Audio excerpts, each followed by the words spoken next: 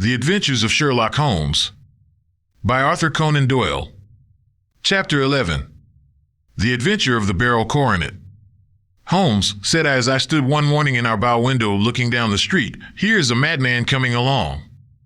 It seems rather sad that his relatives should allow him to come out alone."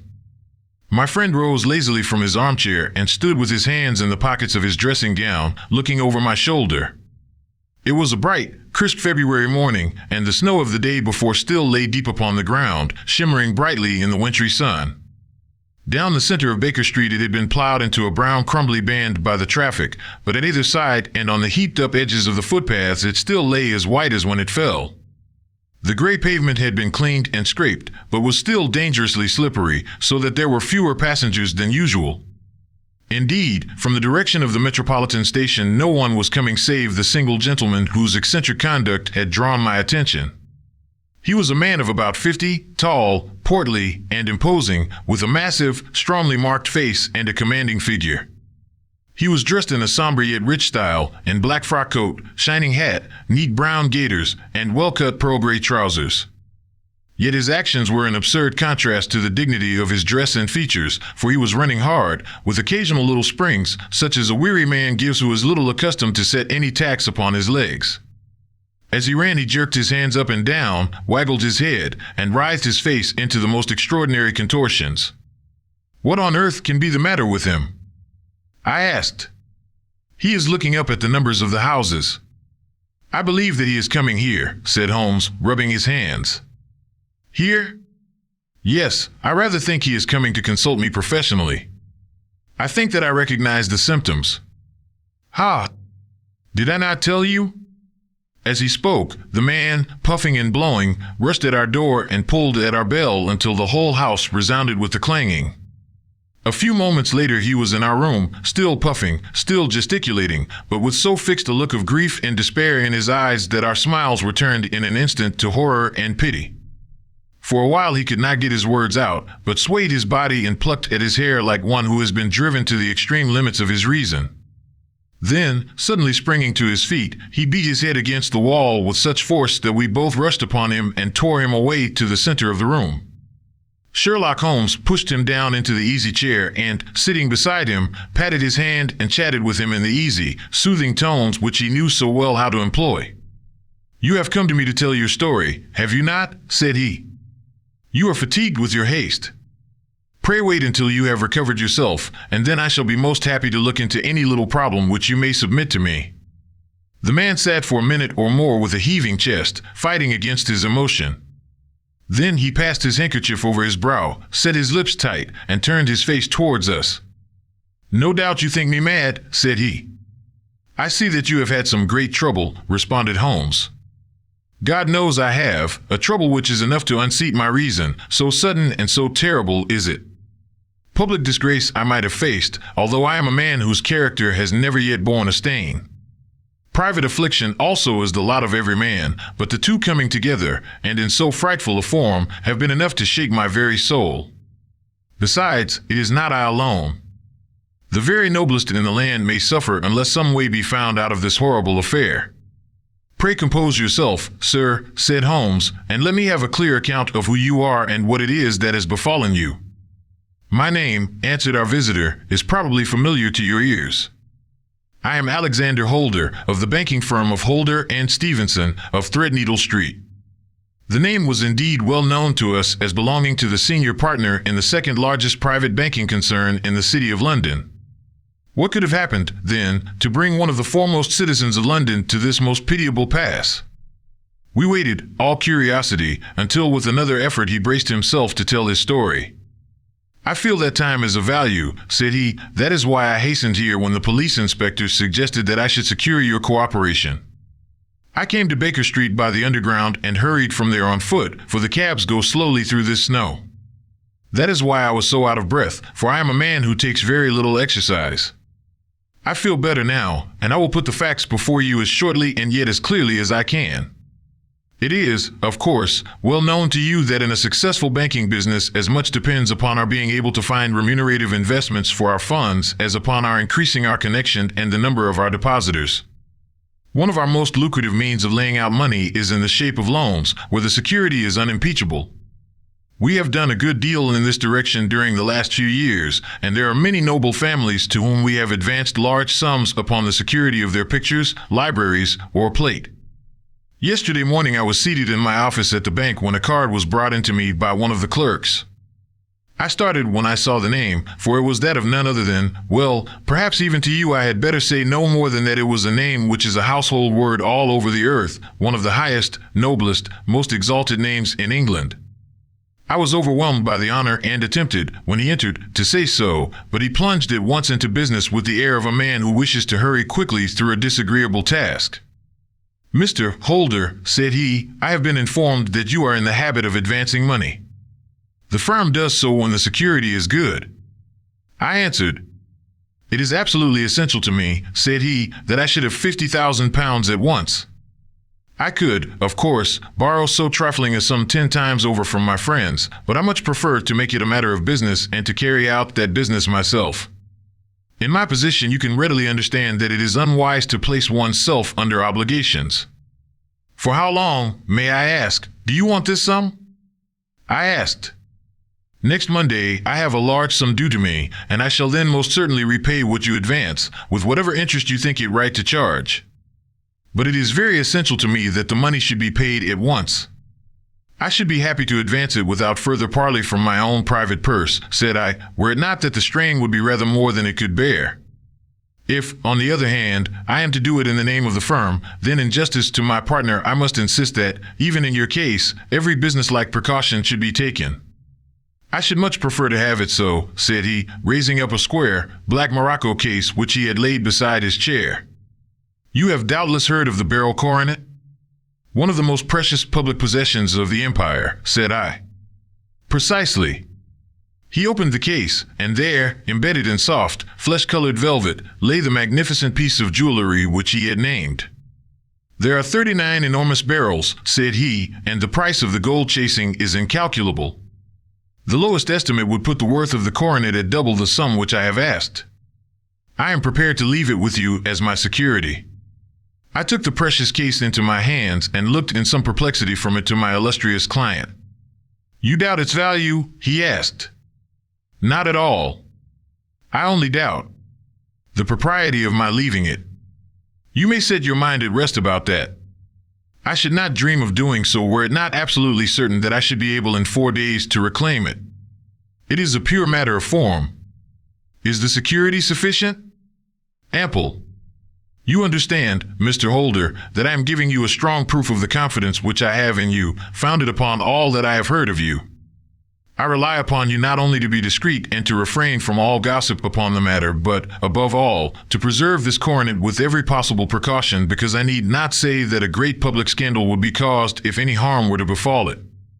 Any injury to it would be almost as serious as its complete loss, for there are no beryls in the world to match these, and it would be impossible to replace them. I leave it with you, however, with every confidence, and I shall call for it in person on Monday morning." Seeing that my client was anxious to leave, I said no more, but, calling for my cashier, I ordered him to pay over £51,000 notes. When I was alone once more, however, with the precious case lying upon the table in front of me, I could not but think with some misgivings of the immense responsibility which it entailed upon me. There could be no doubt that, as it was a national possession, a horrible scandal would ensue if any misfortune should occur to it. I already regretted having ever consented to take charge of it. However, it was too late to alter the matter now, so I locked it up in my private safe and turned once more to my work. When evening came, I felt that it would be an imprudence to leave so precious a thing in the office behind me. Bankers' safes had been forced before now, and why should not mine be? If so, how terrible would be the position in which I should find myself. I determined, therefore, that for the next few days I would always carry the case backward and forward with me, so that it might never be really out of my reach. With this intention, I called a cab and drove out to my house at Streatham, carrying the jewel with me. I did not breathe freely until I had taken it upstairs and locked it in the bureau of my dressing room. And now a word as to my household, Mr. Holmes, for I wish you to thoroughly understand the situation. My groom and my page sleep out of the house, and may be set aside altogether. I have 3 maidservants who have been with me a number of years and whose absolute reliability is quite above suspicion. Another, Lucy Parr, the second waiting maid, has only been in my service a few months. She came with an excellent character, however, and has always given me satisfaction. She is a very pretty girl and has attracted admirers who have occasionally hung about the place. That is the only drawback which we have found to her, but we believe her to be a thoroughly good girl in every way. So much for the servants. My family itself is so small that it will not take me long to describe it. I am a widower and have an only son, Arthur. He has been a disappointment to me, Mr. Holmes, a grievous disappointment. I have no doubt that I am myself to blame. People tell me that I have spoiled him. Very likely I have. When my dear wife died, I felt that he was all I had to love. I could not bear to see the smile fade even for a moment from his face. I have never denied him a wish. Perhaps it would have been better for both of us had I been sterner, but I meant it for the best. It was naturally my intention that he should succeed me in my business, but he was not of a business turn. He was wild, wayward, and, to speak the truth, I could not trust him in the handling of large sums of money. When he was young, he became a member of an aristocratic club, and there, having charming manners, he was soon the intimate of a number of men with long purses and expensive habits. He learned to play heavily at cards and to squander money on the turf, until he had again and again to come to me and implore me to give him an advance upon his allowance, that he might settle his debts of honor. He tried more than once to break away from the dangerous company which he was keeping, but each time the influence of his friend, Sir George Benwell, was enough to draw him back again. And, indeed, I could not wonder that such a man as Sir George Benwell should gain an influence over him, for he has frequently brought him to my house, and I have found myself that I could hardly resist the fascination of his manner. He is older than Arthur, a man of the world to his fingertips, one who had been everywhere, seen everything, a brilliant talker, and a man of great personal beauty. Yet when I think of him in cold blood, far away from the glamour of his presence, I am convinced from his cynical speech and the look which I have caught in his eyes that he is one who should be deeply distrusted. So I think, and so, too, thinks my little Mary, who has a woman's quick insight into character. And now there is only she to be described.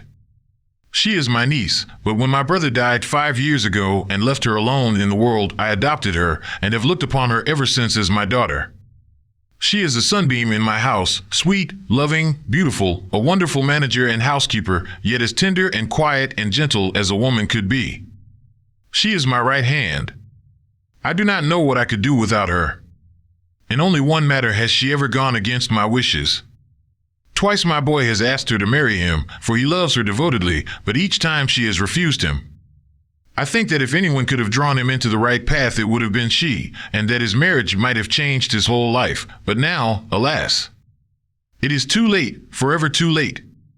Now, Mr. Holmes, you know the people who live under my roof, and I shall continue with my miserable story. When we were taking coffee in the drawing room that night after dinner, I told Arthur and Mary my experience, and of the precious treasure which we had under our roof, suppressing only the name of my client.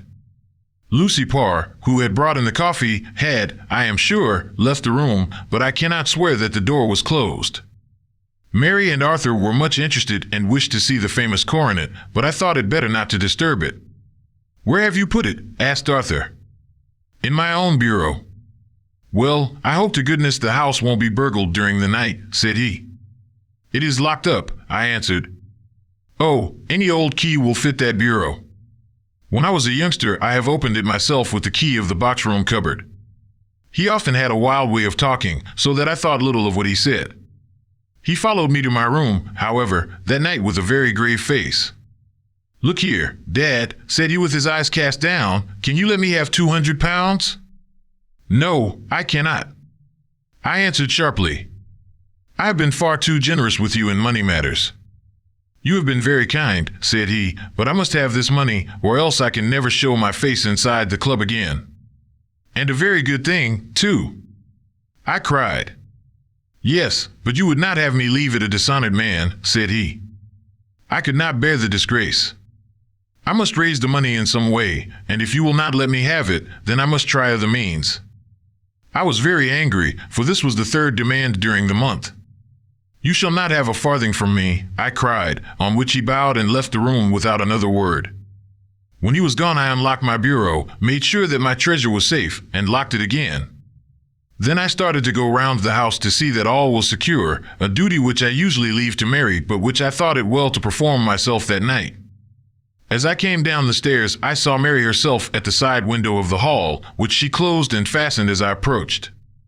"Tell me, Dad," said she, looking, I thought, a little disturbed, "did you give Lucy, the maid, leave to go out tonight?" "Certainly not. She came in just now by the back door. I have no doubt that she has only been to the side gate to see someone, but I think that it is hardly safe and should be stopped. You must speak to her in the morning, or I will if you prefer it. Are you sure that everything is fastened?" "Quite sure, Dad." "Then, good night." I kissed her and went up to my bedroom again, where I was soon asleep. I am endeavoring to tell you everything, Mr. Holmes, which may have any bearing upon the case, but I beg that you will question me upon any point which I do not make clear. On the contrary, your statement is singularly lucid. I come to a part of my story now in which I should wish to be particularly so. I am not a very heavy sleeper, and the anxiety in my mind tended, no doubt, to make me even less so than usual. About 2 in the morning, then, I was awakened by some sound in the house. It had ceased ere I was wide awake, but it had left an impression behind it as though a window had gently closed somewhere. I lay listening with all my ears. Suddenly, to my horror, there was a distinct sound of footsteps moving softly in the next room. I slipped out of bed, all palpitating with fear, and peeped round the corner of my dressing-room door. "Arthur!" I screamed, "You villain! You thief! How dare you touch that coronet?" The gas was half up, as I had left it, and my unhappy boy, dressed only in his shirt and trousers, was standing beside the light, holding the coronet in his hands. He appeared to be wrenching at it, or bending it with all his strength. At my cry, he dropped it from his grasp and turned as pale as death. I snatched it up and examined it. One of the gold corners, with 3 of the beryls in it, was missing. "You blackguard!" I shouted, beside myself with rage. "You have destroyed it. You have dishonored me forever.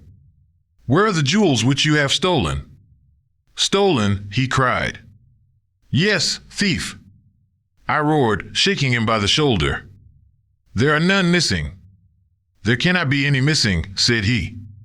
"There are 3 missing. And you know where they are. Must I call you a liar as well as a thief? Did I not see you trying to tear off another piece? "You have called me names enough," said he. "I will not stand it any longer. I shall not say another word about this business, since you have chosen to insult me.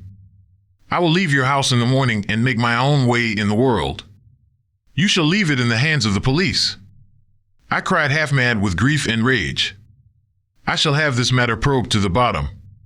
"You shall learn nothing from me," said he with a passion such as I should not have thought was in his nature. "If you choose to call the police, let the police find what they can." By this time, the whole house was astir, for I had raised my voice in my anger. Mary was the first to rush into my room, and, at the sight of the coronet and of Arthur's face, she read the whole story and, with a scream, fell down senseless on the ground. I sent the housemaid for the police and put the investigation into their hands at once. When the inspector and a constable entered the house, Arthur, who had stood sullenly with his arms folded, asked me whether it was my intention to charge him with theft. I answered that it had ceased to be a private matter, but had become a public one, since the ruined coronet was national property. I was determined that the law should have its way in everything. "At least," said he, "you will not have me arrested at once. It would be to your advantage as well as mine if I might leave the house for 5 minutes. "That you may get away, or perhaps that you may conceal what you have stolen," said I.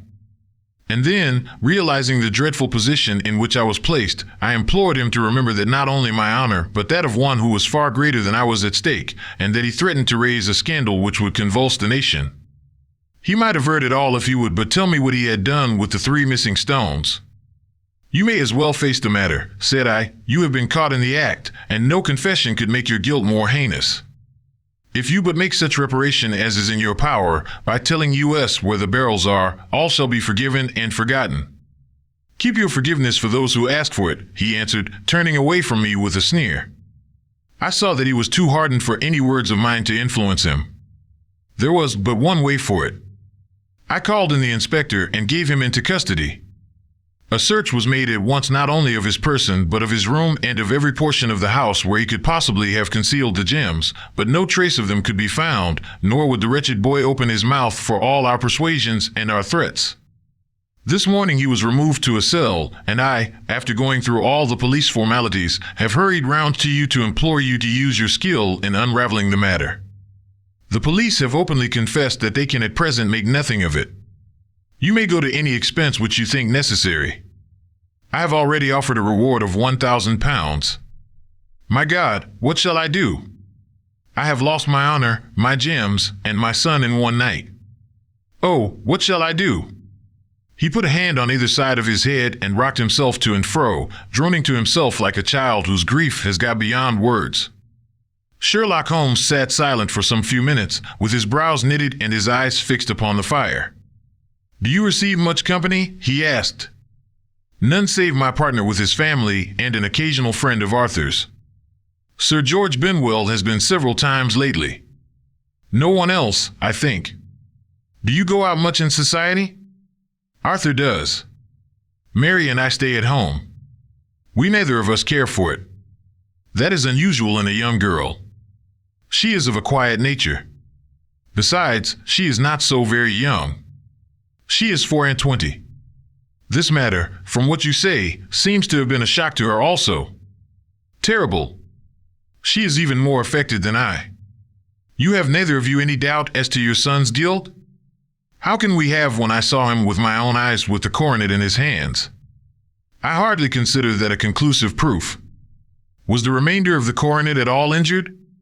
"Yes, it was twisted."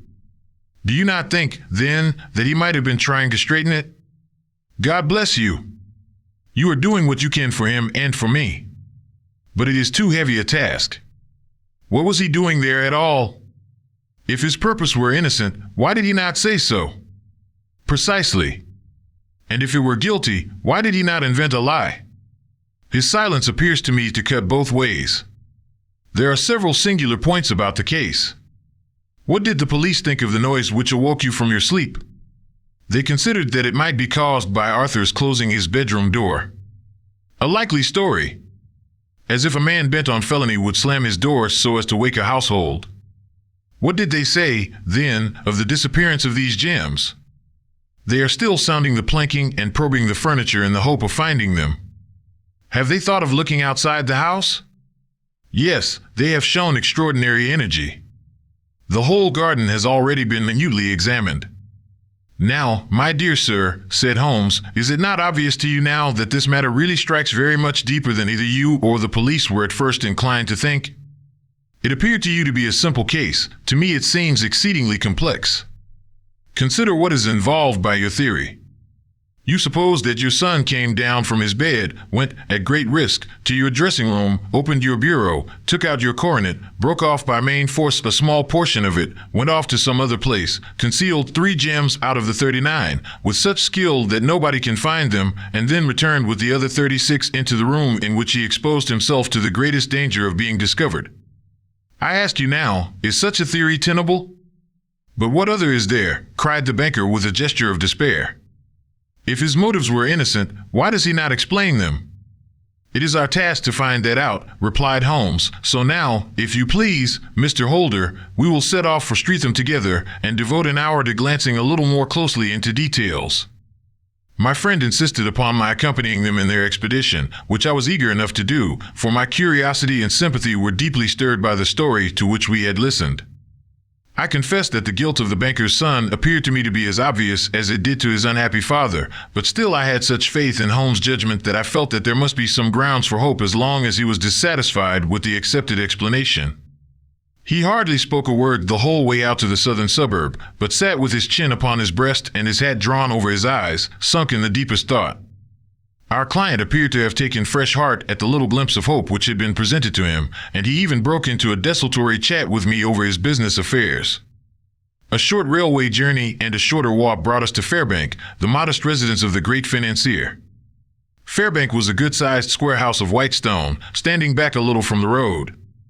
A double-carriage sweep, with a snow-clad lawn, stretched down in front to 2 large iron gates which closed the entrance. On the right side was a small wooden thicket, which led into a narrow path between two neat hedges stretching from the road to the kitchen door and forming the tradesman's entrance. On the left ran a lane which led to the stables, and was not itself within the grounds at all, being a public, though little used, thoroughfare. Holmes left us standing at the door and walked slowly all round the house, across the front, down the tradesman's path, and so round by the garden behind into the stable lane. So long was he that Mr. Holder and I went into the dining room and waited by the fire until he should return. We were sitting there in silence when the door opened and a young lady came in. She was rather above the middle height, slim, with dark hair and eyes, which seemed the darker against the absolute pallor of her skin. I do not think that I have ever seen such deadly paleness in a woman's face. Her lips, too, were bloodless, but her eyes were flushed with crying. As she swept silently into the room, she impressed me with a greater sense of grief than the banker had done in the morning, and it was the more striking in her as she was evidently a woman of strong character, with immense capacity for self-restraint. Disregarding my presence, she went straight to her uncle and passed her hand over his head with a sweet womanly caress. "You have given orders that Arthur should be liberated, have you not, Dad?" she asked. No, my girl, the matter must be probed to the bottom. But I am so sure that he is innocent. You know what woman's instincts are. I know that he has done no harm and that you will be sorry for having acted so harshly. Why is he silent, then, if he is innocent? Who knows? Perhaps because he was so angry that you should suspect him. How could I help suspecting him when I actually saw him with the coronet in his hand? Oh, but he had only picked it up to look at it. Oh, do take my word for it that he is innocent. Let the matter drop and say no more. It is so dreadful to think of our dear Arthur in prison. I shall never let it drop until the gems are found, never, Mary. Your affection for Arthur blinds you as to the awful consequences to me. Far from hushing the thing up, I have brought a gentleman down from London to inquire more deeply into it. This gentleman, she asked, facing round to me. No, his friend. He wished us to leave him alone. He is rounded in the stable lane now. The stable lane? She raised her dark eyebrows. What can he hope to find there? Ah, this, I suppose, is he. I trust, sir, that you will succeed in proving what I feel sure is the truth, that my cousin Arthur is innocent of this crime. I fully share your opinion, and I trust, with you, that we may prove it, returned Holmes, going back to the mat to knock the snow from his shoes. I believe I have the honor of addressing Miss Mary Holder. Might I ask you a question or two? Pray do, sir, if it may help to clear this horrible affair up. You heard nothing yourself last night? Nothing, until my uncle here began to speak loudly. I heard that, and I came down. You shut up the windows and doors the night before. Did you fasten all the windows? Yes. Were they all fastened this morning? Yes. You have a maid who has a sweetheart. I think that you remarked to your uncle last night that she had been out to see him? Yes, and she was the girl who waited in the drawing room and who may have heard Uncle's remarks about the coronet. I see. You infer that she may have gone out to tell her sweetheart, and that the two may have planned the robbery. But what is the good of all these vague theories, cried the banker impatiently, when I have told you that I saw Arthur with the coronet in his hands? Wait a little, Mr. Holder. We must come back to that. About this girl, Miss Holder. You saw her return by the kitchen door, I presume? Yes, when I went to see if the door was fastened for the night, I met her slipping in. I saw the man, too, in the gloom. Do you know him? Oh, yes. He is the greengrocer who brings our vegetables round. His name is Francis Prosper. He stood, said Holmes, to the left of the door, that is to say, farther up the path than is necessary to reach the door? Yes, he did. And he is a man with a wooden leg? Something like fear sprang up in the young lady's expressive black eyes. Why, you are like a magician, said she. How do you know that? She smiled, but there was no answering smile in Holmes' thin, eager face. I should be very glad now to go upstairs, said he. I shall probably wish to go over the outside of the house again. Perhaps I had better take a look at the lower windows before I go up. He walked swiftly round from one to the other, pausing only at the large one which looked from the hall onto the stable lane.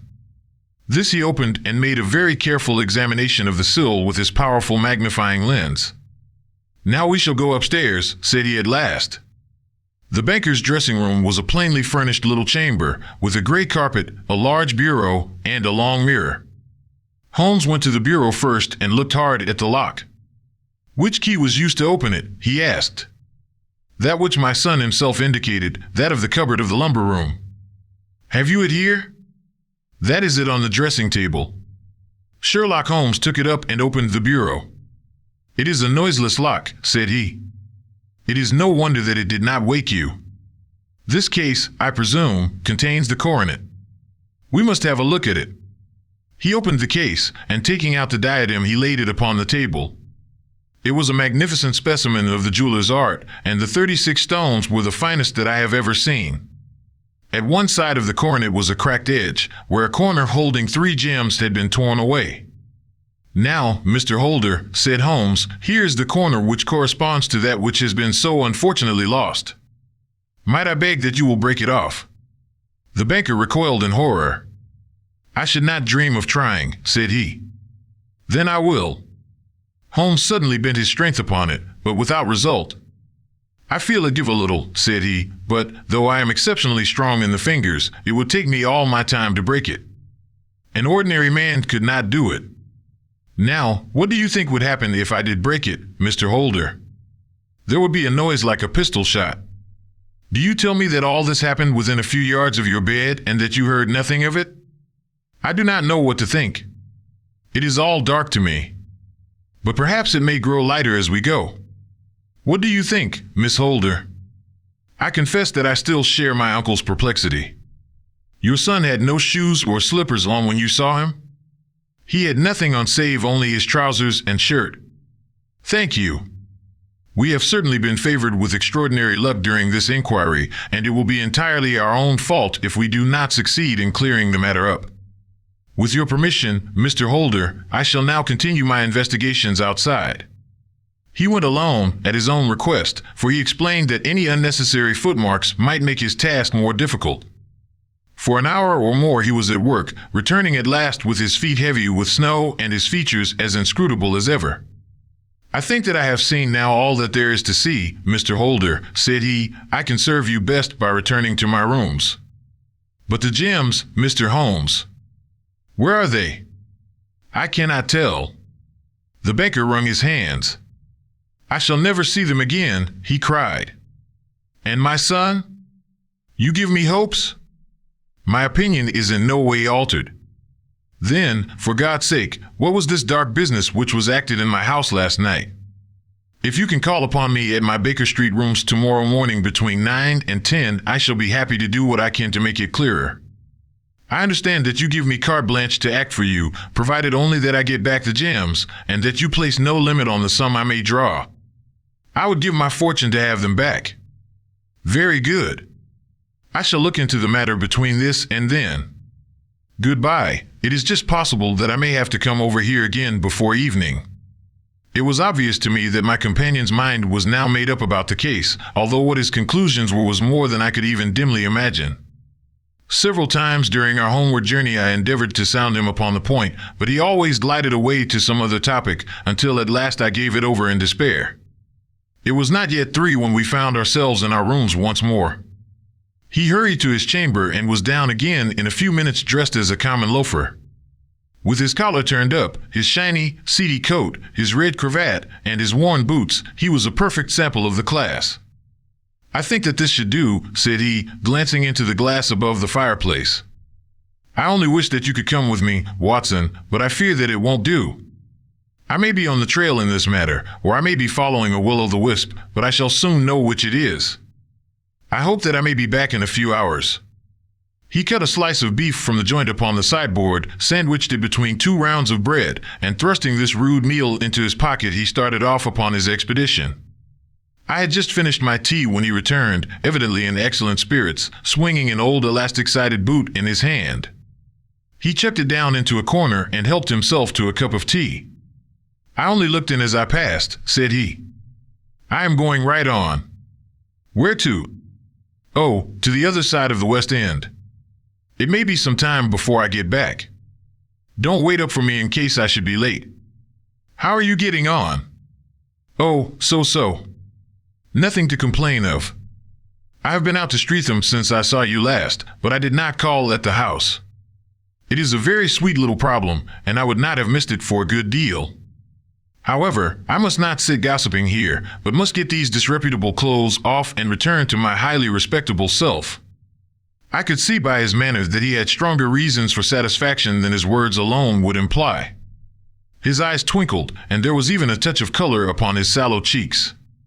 He hastened upstairs, and a few minutes later I heard the slam of the hall door, which told me that he was off once more upon his congenial hunt. I waited until midnight, but there was no sign of his return, so I retired to my room. It was no uncommon thing for him to be away for days and nights on end when he was hot upon a scent, so that his lateness caused me no surprise.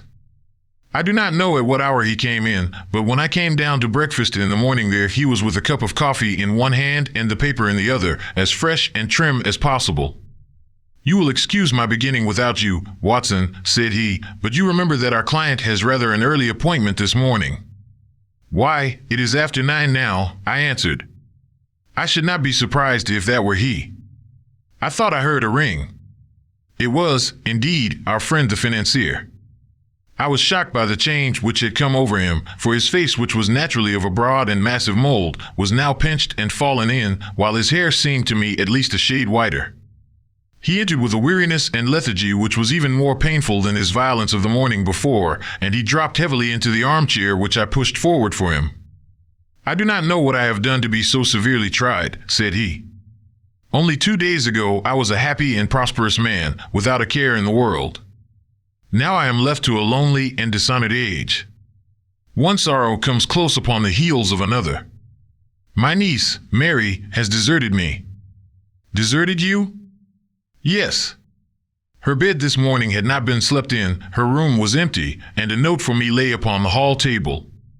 I had said to her last night, in sorrow and not in anger, that if she had married my boy all might have been well with him.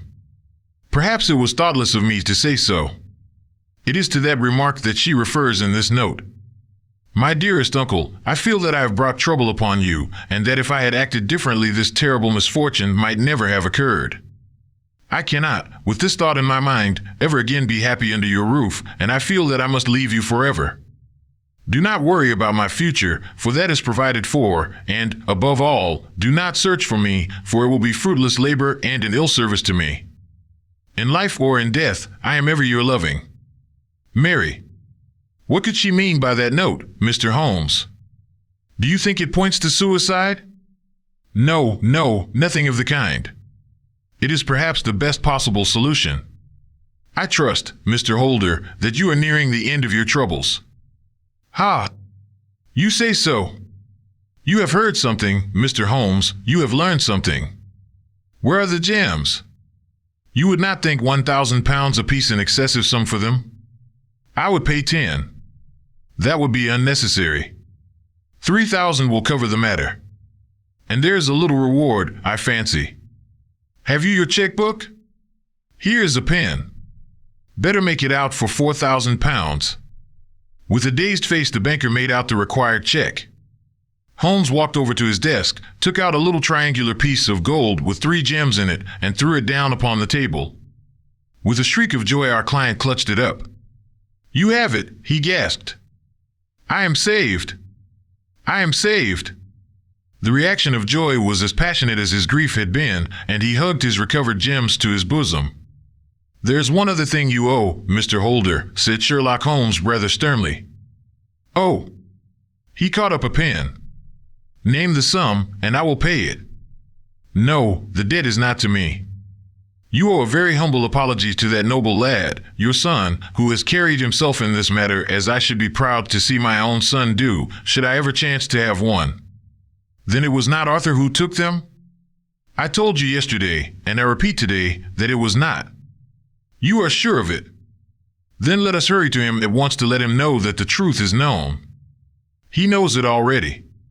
When I had cleared it all up, I had an interview with him, and finding that he would not tell me the story, I told it to him, on which he had to confess that I was right and to add the very few details which were not yet quite clear to me. Your news of this morning, however, may open his lips. For heaven's sake, tell me, then, what is this extraordinary mystery? I will do so, and I will show you the steps by which I reached it. And let me say to you, first, that which it is hardest for me to say and for you to hear, there has been an understanding between Sir George Benwell and your niece Mary. They have now fled together. My Mary? Impossible. It is unfortunately more than possible, it is certain. Neither you nor your son knew the true character of this man when you admitted him into your family circle. He is one of the most dangerous men in England, a ruined gambler, an absolutely desperate villain, a man without heart or conscience. Your niece knew nothing of such men. When he breathed his vows to her, as he had done to 100 before her, she flattered herself that she alone had touched his heart. The devil knows best what he said, but at least she became his tool and was in the habit of seeing him nearly every evening. I cannot, and I will not, believe it, cried the banker with an ashen face. I will tell you, then, what occurred in your house last night. Your niece, when you had, as she thought, gone to your room, slipped down and talked to her lover through the window which leads into the stable lane. His footmarks had pressed right through the snow, so long had he stood there. She told him of the coronet. His wicked lust for gold kindled at the news, and he bent her to his will. I have no doubt that she loved you, but there are women in whom the love of a lover extinguishes all other loves, and I think that she must have been one. She had hardly listened to his instructions when she saw you coming downstairs, on which she closed the window rapidly and told you about one of the servants' escapade with her wooden-legged lover, which was all perfectly true. Your boy, Arthur, went to bed after his interview with you, but he slept badly on account of his uneasiness about his club debts. In the middle of the night he heard a soft tread pass his door, so he rose and, looking out, was surprised to see his cousin walking very stealthily along the passage until she disappeared into your dressing room. Petrified with astonishment, the lad slipped on some clothes and waited there in the dark to see what would come of this strange affair. Presently she emerged from the room again, and in the light of the passage lamp your son saw that she carried the precious coronet in her hands. She passed down the stairs, and he, thrilling with horror, ran along and slipped behind the curtain near your door, whence he could see what passed in the hall beneath. He saw her stealthily open the window, hand out the coronet to someone in the gloom, and then closing it once more hurry back to her room, passing quite close to where he stood behind the curtain. As long as she was on the scene, he could not take any action without a horrible exposure of the woman whom he loved. But the instant that she was gone he realized how crushing a misfortune this would be for you, and how all-important it was to set it right. He rushed down, just as he was, in his bare feet, opened the window, sprang out into the snow, and ran down the lane, where he could see a dark figure in the moonlight. Sir George Benwell tried to get away, but Arthur caught him, and there was a struggle between them, your lad tugging at one side of the coronet and his opponent at the other. In the scuffle, your son struck Sir George and cut him over the eye. Then something suddenly snapped, and your son, finding that he had the coronet in his hands, rushed back, closed the window, ascended to your room, and had just observed that the coronet had been twisted in the struggle and was endeavoring to straighten it when you appeared upon the scene. Is it possible? Gasped the banker. You then roused his anger by calling him names at a moment when he felt that he had deserved your warmest thanks. He could not explain the true state of affairs without betraying one who certainly deserved little enough consideration at his hands. He took the more chivalrous view, however, and preserved her secret. And that was why she shrieked and fainted when she saw the coronet, cried Mr. Holder. Oh, my God! What a blind fool I have been! And is asking to be allowed to go out for 5 minutes. The dear fellow wanted to see if the missing piece were at the scene of the struggle. How cruelly I have misjudged him! When I arrived at the house, continued Holmes, I at once went very carefully round it to observe if there were any traces in the snow which might help me. I knew that none had fallen since the evening before, and also that there had been a strong frost to preserve impressions. I passed along the tradesman's path, but found it all trampled down and indistinguishable. Just beyond it, however, at the far side of the kitchen door, a woman had stood and talked with a man, whose round impressions on one side showed that he had a wooden leg. I could even tell that they had been disturbed, for the woman had run back swiftly to the door, as was shown by the deep toe and light heel marks, while Wooden Leg had waited a little and then had gone away. I thought at the time that this might be the maid and her sweetheart, of whom you had already spoken to me, and inquiries showed it was so.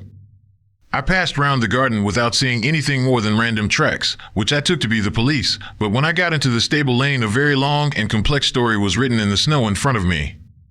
There was a double line of tracks of a booted man, and a second double line which I saw with delight belonged to a man with naked feet. I was at once convinced from what you had told me that the latter was your son.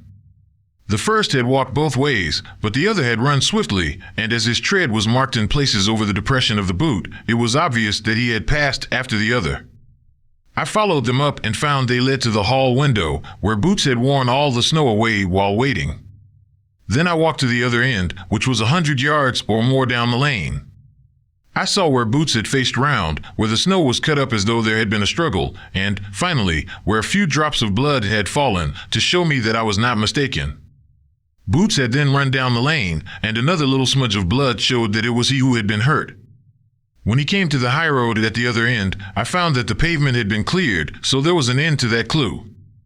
On entering the house, however, I examined, as you remember, the sill and framework of the hall window with my lens, and I could at once see that someone had passed out. I could distinguish the outline of an instep where the wet foot had been placed in coming in. I was then beginning to be able to form an opinion as to what had occurred.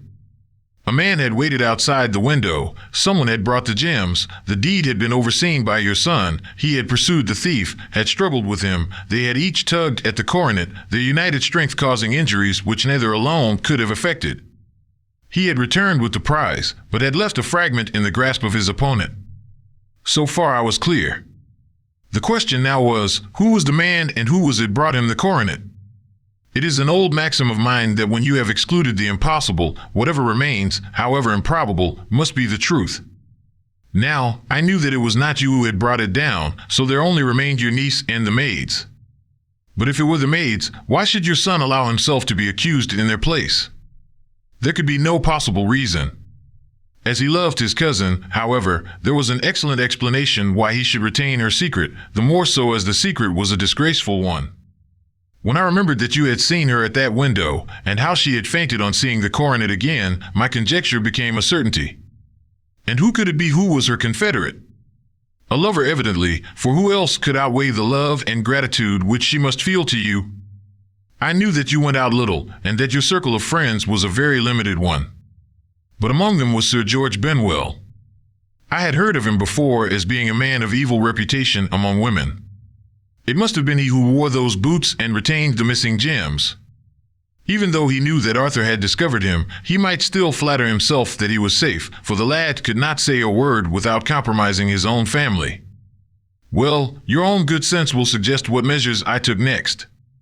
I went in the shape of a loafer to Sir George's house, managed to pick up an acquaintance with his valet, learned that his master had cut his head the night before, and, finally, at the expense of 6 shillings, made all sure by buying a pair of his cast-off shoes. With these I journeyed down to Streatham and saw that they exactly fitted the tracks. I saw an ill-dressed vagabond in the lane yesterday evening, said Mr. Holder. Precisely. It was I.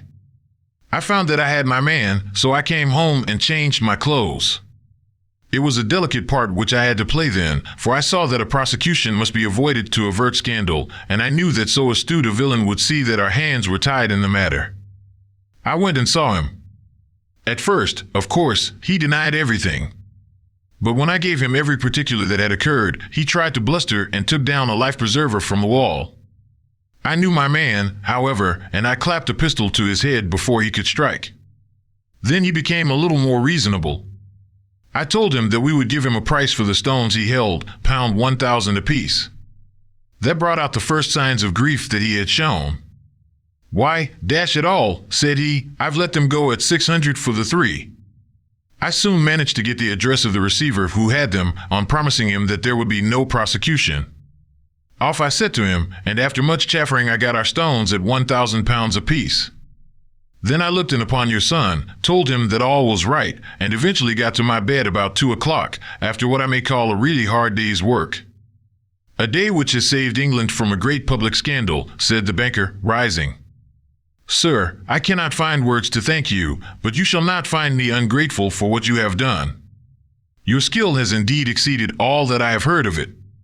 And now I must fly to my dear boy to apologize to him for the wrong which I have done him. As to what you tell me of poor Mary, it goes to my very heart. Not even your skill can inform me where she is now. I think that we may safely say, returned Holmes, that she is wherever Sir George Benwell is. It is equally certain, too, that whatever her sins are, they will soon receive a more than sufficient punishment.